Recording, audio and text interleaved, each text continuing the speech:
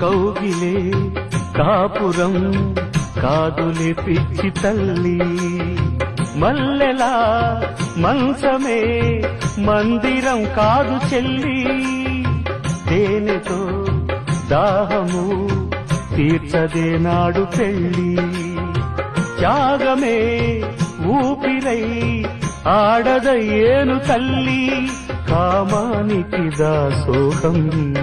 కారాదే సంసారం కాచుకో భర్తనే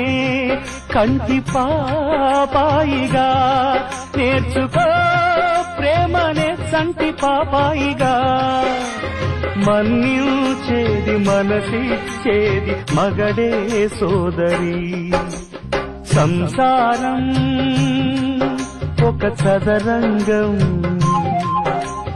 అనుబంధం